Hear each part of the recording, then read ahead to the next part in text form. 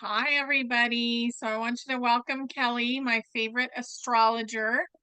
And we're going to talk about the full moon today because the full moon is coming and there's a lot of stuff going on. And we just went through the new moon. We're also moving through a collective shadow of control, which is it's affecting everybody. So that includes the people that are running the movie that we've been watching. So we're just going to kind of talk about that stuff. And as we move through this shadow, I just want to say what's going to happen is you're going to relax and you're going to let the universe show you the way. And that's what's going to happen for everybody because we actually, we're here, and we have this big soul that can guide us. And we're not letting that soul guide us all the time because we want to maintain control. And that comes from the mind. So when we let go of that, life is going to get a whole lot easier. And that's what we're about to have happen. And that includes for the people that have been really working hard behind the scenes. So anyway, I'm very excited for all of us. How are you, Kelley? I'm good. I just felt like I went through a kind of shadow time because we had the new moon on August 4th. And on the way toward that new moon, we were finishing the last full moon that was waning, and it had a big Pluto aspect to it, which can be a kind of shadow. So, are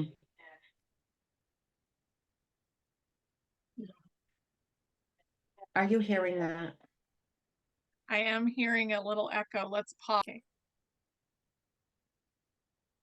So that shadow went through and was kind of dissipated through the new moon process. So we're on the other side of that, and apparently we're in another kind of shadowy area because we're still dealing with the transition of the planet Pluto from Capricorn into Aquarius. So on this new moon, August 19th, for some people, that's going to be the 20th, depending on where in the world you are. We have Pluto is still like right in the middle of transitioning. And so let's look at the full moon chart for the 19th, which is a full moon in Aquarius. And the sun is in Leo. So this is the polarity that we're dealing with on this full moon. Now, if you remember the last new moon, we had Venus at the end of Leo, and now we have the sun at the end of Leo, and Mercury is retrograde and very close to the sun. This is the special time when Mercury and the sun are aligned, and it's like the advisor. It's like Mercury, messenger of the gods, sends out the sun sends out this royal decree from the heart of the lion, and this Mercury is sharing that decree, is the messenger of the gods, letting everybody know what is going on, sending out this solar decree through heaven and earth. So this is a royal star energy that is very close to the that Lion's Gate we had. And the sun is very close to the star that marks the heart of the lion. So this is a kind of continuation in a way of the last new moon. Well, this is the fruition of the last new moon that has definitely had a kind of a punctuation point at this heart star of the lion. So it's a lot about leadership. And the full moon is in Aquarius, which is about the people. This is about the population. This is about the social context of our world. And so it's inviting each of us, and I love that word sovereignty, especially for Leo, to be really clear about where we are at and how we are contributing to this larger social context. And I've been telling people lately, all we really need to do is keep a really positive vibe, keep a really positive vision of where we're heading, because some people just think, that that's too fantasy, that's too Pollyanna. And I think that's the most important thing, to keep that positive vision. Mhm. And we're going to see why. But in the meantime, notice that the full moon, the sun, with the sun in Leo and Mercury right there communicating. This is also when Mercury is retrograde, we get to rewire our brains a little bit. We get to kind of realign, in this case, with the heart star. So this is another, we've been having quite a lot of these invitations to align our heads with our hearts, kind of let the heart lead the way. And this full moon is all about that. And so there's a planet that's right in between the sun and the moon. At 27 degrees, there's the sun, 27 degrees Aquarius, there's the moon, and 27 degrees, there is Uranus, the change agent. It's and it's exactly squaring. A square is an activation. It's a 90-degree angle. Something happens here. It's not a smooth flow, it's an activation. And this is fireworks. This is lightning bolts. This is the Tower card in Tarot. This is like anything could happen. This is kaboom. This is like wildness. So, Yeah. and we've been moving in this direction, but that it's exactly 27 degrees, the closer the numbers, the more profound, the stronger the energy is. So Uranus is like really, really strong. And the main factor on this new moon is revolution, social change. It's happening already, but what can amplify it even more? This is like the crescendo that we feel like we've been building toward in some way, and it's a full moon. So that is pretty wild. And this is in the sign of Taurus, which is an earth sign. And it's also in a very positive alignment with Pluto, that's going backwards into Aquarius September 1st. So in just a bit, Pluto's going to be, I mean, I didn't mean Aquarius, I meant Capricorn. Is going back into Capricorn from September 1st until November 19th, to like, okay, this is the last of the old cycle. This is the final kind of takedown. This is the final clear the decks Mhm. of a lot of the negativity. So we've got, what's that, about 2.5 months of that. But Uranus is supporting that. And this full moon, it's like opens the door, and it blasts the door open, let us say, because this is a pretty strong, stormy energy. And but it's very much supporting this deep collective process of change that we're moving into in this new era that is fully engaged by November 19th. So I wanted to share some more about the planet Uranus, which is they call it the oddball planet, in part because, let's see, it if you look at this graphic, it shows how Uranus or revolves on its side.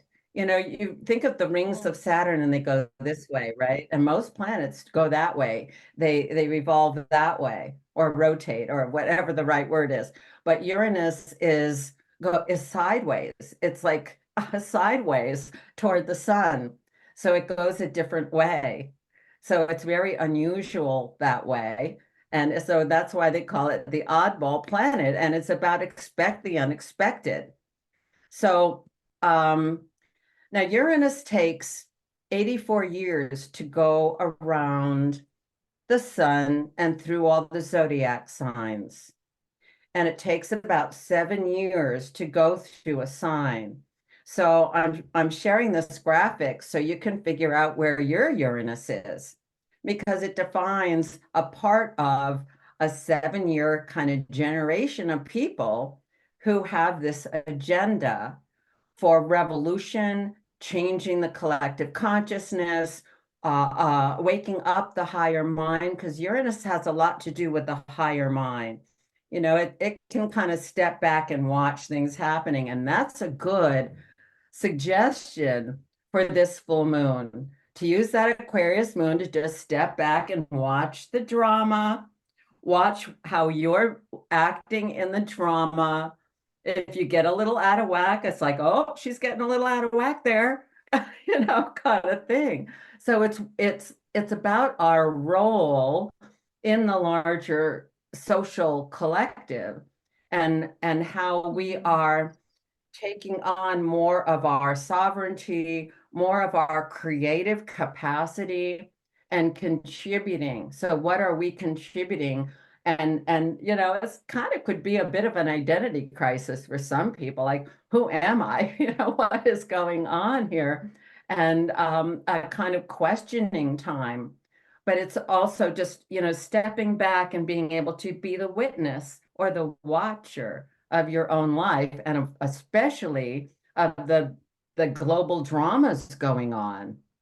Mm-hmm. Some people say we're kind of watching a movie, and that this full moon kind of suggests that sort of thing, because it's hard to see what's really going on. I mean, we're shown certain things, but goodness sakes, what's really going on is what is going on in your life.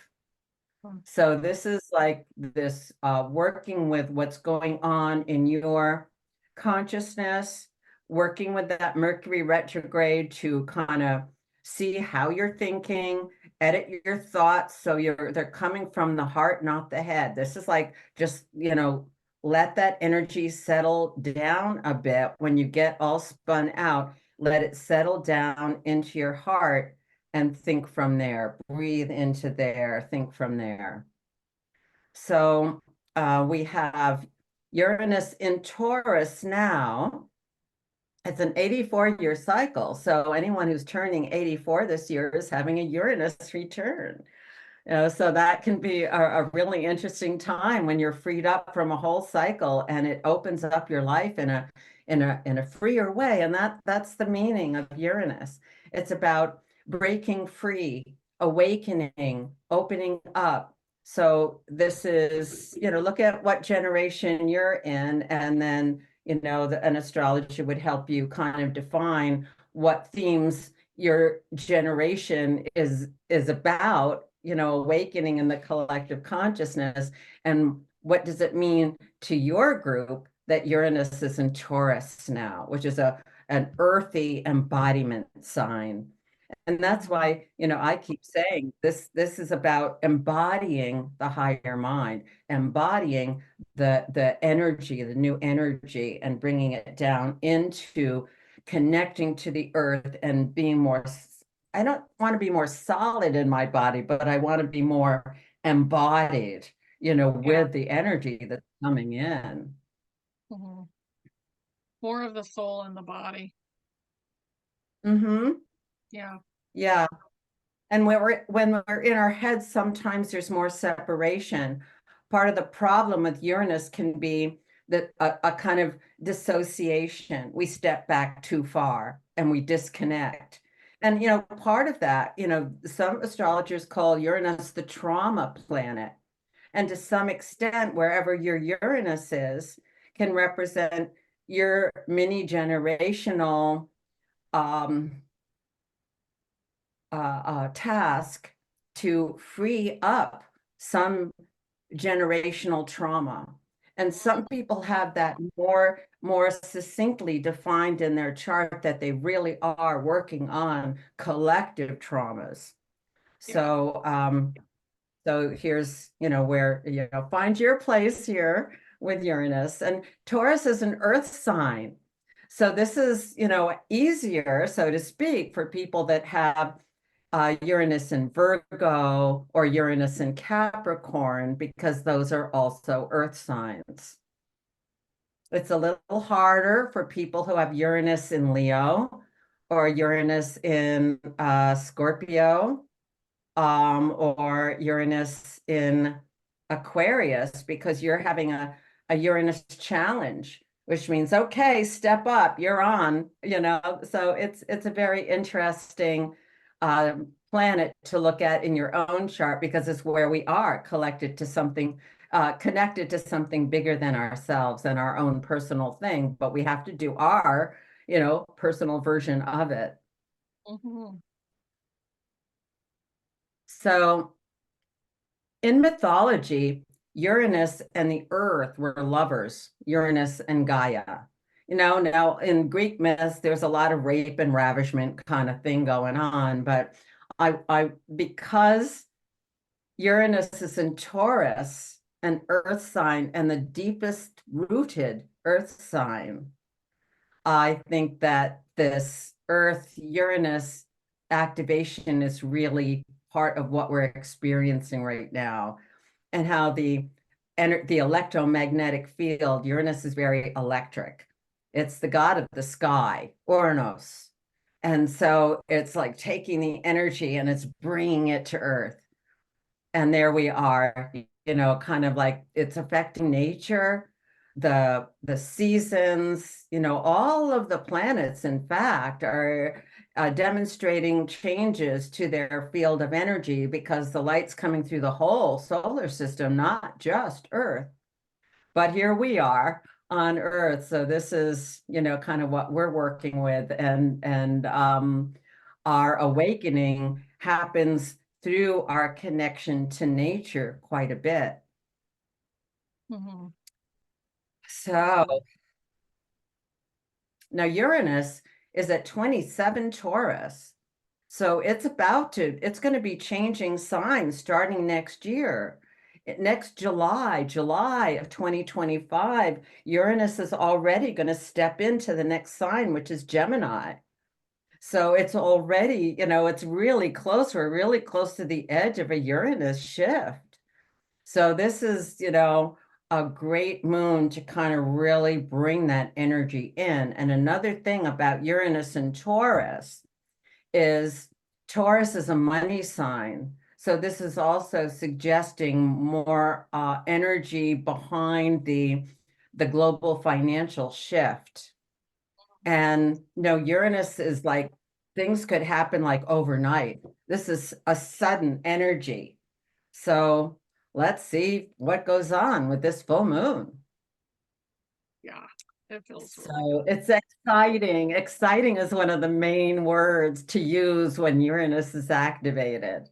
Also, Mhm. we could use shocking, surprising, like again, my phrase is, who would ever have thought, this is what's happening. Yeah. So we see, this really strong activation. Really, all we really need to talk about with this full moon is the Uranus factor. But I'm also wanting to show you the green triangle here is connecting the sun and the Mercury, the messenger of the gods factor, Mhm. with two other really interesting dynamics that are supportive. The green lines are trines. They make this triangle in all of the fire signs. So when you get these trines are very supportive. They're like, I'm on the same page as you, sun sign, kind of this is the messaging that's coming through this Mercury retrograde, and through the sun solar power, the life force energy. So we've got Chiron in Aries, and Chiron was that very powerful factor in that April 8th, was that April 8th eclipse I last, think, just a yeah, few months ago. I think And we so. are reviewing that energy because Chiron is going back right now. It's seemingly going backwards in the sky, and it goes all the way back to where it was on that eclipse.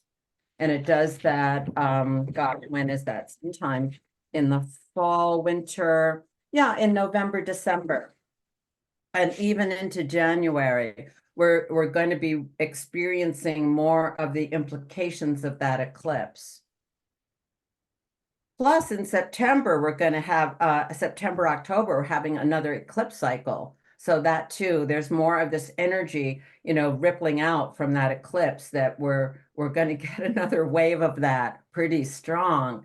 And Chiron is the teacher healer, the shamanic energy that wants to align the spiritual, mental, emotional, and physical. So we're in alignment with the fullness of our being and our energy.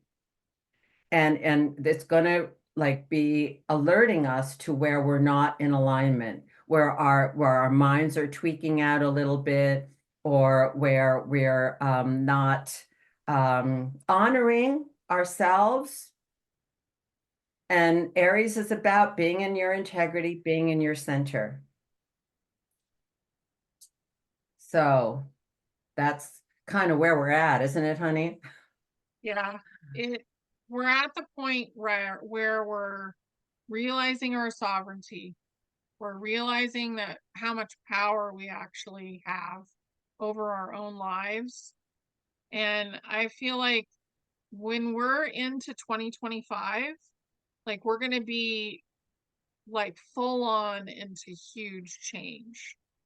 So what we're doing Yeah. right now is just moving through the old stuff and letting the old stuff kind of fall. And those portals that were created with the eclipse sounds like we're going to have some new portals to step Ooh, into. yeah. Yeah. So that's what I get out of it, that we're going to see new portals. And it's just really beautiful because if you remember, like all of these, Mercury is a being, Uranus is a being, the sun that we see is not a being, it's a simulation. But the earth is a being, and that's the cycle that we're really looking at, is the earth cycle. And Mm-hmm. she's a big leader in this game that we're playing about learning and how we're elevating ourselves. She's helping us do that. So Yeah. it's really cool. Mm. Yeah. Yeah. And Earth, Gaia, she's nature. This is the Shakti, the feminine divine energy is reflected in all of nature and the exquisite beauty of nature. And as much as we appreciate that, we are communing with the goddess. And in this full moon, Venus, the goddess, is with Black Moon Lilith that is in Virgo. So, okay, that's a big mouthful here, but the joy is in nature, and nature is informing us at a very deep soul level of our organic wisdom and connection to the earth. So our bodies are giving us a lot of information about de-stressing, about what it is that we need to help our bodies find a rhythm that is in alignment with kind of how the energy is moving. And Chiron is a positive factor here, which also does that. It can create a bit of static. It can create symptoms in the body to let us know where we're not quite in alignment here. Something's a little out of whack, and it's never just a physical issue. There's always something behind it. So on some other level. And with Chiron in a fire sign, it can be something spiritual that we're not letting enough spirit, our spiritual influence into our lives, because we're taught to kind of leave that out. That has nothing to do with your daily life, and it has everything to do with our daily lives. Mhm. So Yeah. that's part of the influence of Chiron here, like do your thing, be in your integrity. And that is also the leading edge of collective consciousness right now, is to do that, and that we can't accommodate other people beyond a certain point. Part of my issue was with obligation, a sense of obligation, and that was compromising my energy. And I just couldn't do it. No matter how much I wanted to, I couldn't do it. So Yeah. this is where Aries is where we put ourselves first. So we're in alignment and can be much more useful to everyone in our lives and be also radiating the finest energy we can. So Mhm. that's a very strong influence. And so is the third corner of this triangle, which is one of the Kuiper Belt objects. I always like to introduce one because I think it's so important to realize that there's this whole new realm of astronomical, astrological energies that are available now and inviting us. And Varda is from Tolkien's Prehistory of Middle Earth. And I have Mm. probably met her before, but I don't think for a while. Or seriously enough, maybe, because she is exactly aligned at 26 Sagittarius, which is our pathway, our direct pathway to the galactic center, to the heart of the galaxy. And she is sending information. She is sending this energy right to Mercury at 26 to pick it up and spread this energy. So this is not only the heart energy, but the heart of the galaxy energy.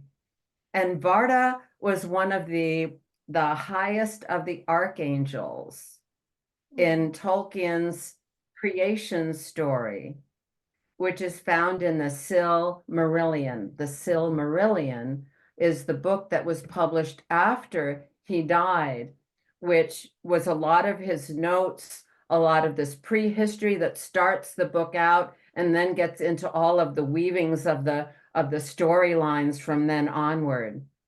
But Varda was one of the 14 of the highest archangels, and she was the highest of the feminine, and her partner Monway was the highest of the masculine, and he's also very busy, and I'll be talking about that in the next couple of months more, because Monway is an Aries too, and definitely helping us remember the original patterning that the earth is supposed to be living with.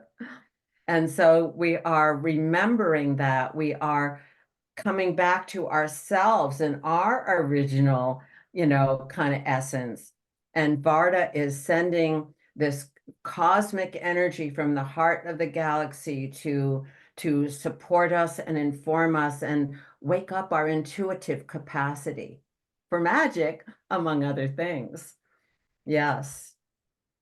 So here's just a vision of Varda. This is from my coloring book. And if you want to know where your Varda is, they're farther out, these Kuiper Belt objects, so they have slower orbits around the sun, and hers is 311 or 313 years. So Varda is going to be in a sign for a longer period of time. And she's actually been in Sagittarius since the beginning of this millennium, and she's at 26 degrees now. So she's going to be changing also in the next few years and going across the December solstice point. So she's in a very powerful place in the zodiac right now, but aligned with the galactic center. Whoa, that's she has a lot to bring in, and it's through our intuitive capacity. Sagittarius has that intuition, and also through imagination. So, intuition, imagination, this is not fantasy. This is empowerment of working with imagery, symbolism that has energy. And the Sagittarius is one of the most positive thinking signs. So, we definitely want to be on this positive vision wavelength, because her vision is the most positive possible. So, can we get to that frequency, the most positive vision possible? You just did an exercise last week with that, with using the Yeah. Lion's Gate to, envision the positive. Hmm. I think it's going to get easier and easier for people to do that. I like that. I don't know how far into 2026 it goes for her, but she's obviously a being as well, so she is on the board, you know. So remember that we are basically on a vast we're in a vast game, and the game is about learning, and we all came into this game so that we could elevate the game and change it. Yes, Yeah. I love So she's television. doing that. Yeah. And because she's positive, and also Sagittarius is very willing to make changes. So I really think that it's beautiful. In 2026 at the end is when the window for ascension, whether you choose to go through ascension in your body or not, that's when that window closes, is at the end of 2026. So I think it's Wow. awesome That that makes a she, lot of yeah, astrological. Yeah. yeah. Well, there's a transition time for her shift into Capricorn, but that is the solstice point. And by the end of 2026, Pluto's going to be in Aquarius by the end of this year, 2024. In 2025, both Neptune and Uranus, the other two collective consciousness planets, start to change sign. And by the end of 2026, they are in new signs. So this is, pretty fast tracking in terms of collective consciousness shifting. Yeah. And then we've got Vara, she's the light bringer. Here she is singing the stars into lighting up. She put the sun and the moon in the sky where they go. She was always creating at each new era. She would create a new light.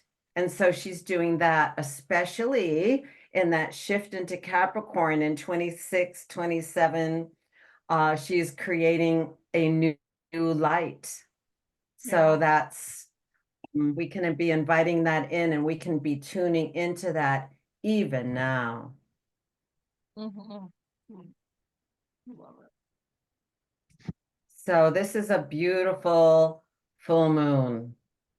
And Mm-hmm. I love that Uranus is just lighting it up. Uranus is like, um, uh, I'm so interested because the full moon, right? It's the blossoming of the new moon, and then there are 2 weeks that it plays out, that the message of it gets incorporated, and by then, we're going to be into Virgo.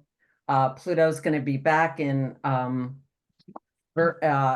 Capricorn for a while. The Mercury retrograde ends, and we're kind of moving ahead again. And Mercury's in Leo, helping with the creative capacity that Leo has. So there's a lot of creative energy available right now, especially, coming from the heart chakra. And whatever we're picking up from the earth, how the earth is energizing us. Well, So it's good dance stuff. away. Yeah. Yes, definitely. Dance away. I feel like we're really like on the cusp of so much, and we're in the middle of it really. But when we have a small lull, we feel like we get irritated and we think that everything's paused. So Oh, remember that we're working through the shadow of control, and that is probably what's coming up for people. Um, so we'll be through it probably by the time this video airs. Yeah. yes, we're doing this a whole week in advance. And Yeah. and this week is, so let's see what happens by the 19th. And Uranus is out there, the global Hmm. change at hand. And it's exciting. Let's be excited, you know. Yeah. Follow your highest excitement. I always like that motto that Bashar, one of the star beings, or he's from the future and he channels. That I always remember that. Follow your highest excitement, because that's where the vital energy is. That's where, you have most creative capacity. and we want to be feeling that. So the lulls are to help us integrate, to help our bodies kind of, recalibrate. And that's also what we really need to be doing right now. So we're ready and grounded to be able to kind of handle, this stuff and deal with, a lot of energy around us that's a bit volatile or not, or because a lot of people are going to be, I think we're all going to be surprised, but some people are going to be way more shock and awe than others. Yeah. I I feel like there's going to be a lot of people that are in the I've been denying my awakening group that are going to be kind Mm, of pushed into the awakening during this time. And that's the control piece, mm. letting go of Yeah, controlling all the aspects of your life and allowing your soul to guide you. Like it's a huge shift for a lot of people. So, yeah, yes. control is the old model in so many ways. Yeah. Mhm. Yeah, And we aren't in control. So part of it is like just being strong enough to help guide your energy through, all the changes and to go with the creative potential. yeah. Yeah, yeah. This is beautiful, Kelley. It is This is, beautiful. It's so yeah, exciting. I love it. Yeah, it's so good. And everybody, like, just concentrate on keeping your own energy good and clearing everything Mhm. as it comes up. Keep clearing, and And that watch changes it. Watch everything. it. Mhm. Don't identify with it. That's it. No, Disidentify with some of this stuff. That's not your essence. That's something else coming in. And that's mhm. part of distinguishing what's your stuff and what's not your stuff. Yeah, exactly. So just glide through it. So I guess what I'll say. Okay. We're all doing Ride your really, really dragon. well. Yes. Thank you so much, Kelley. This was beautiful. Okay. Thanks Thank everybody for you. watching. Bye. Enjoy.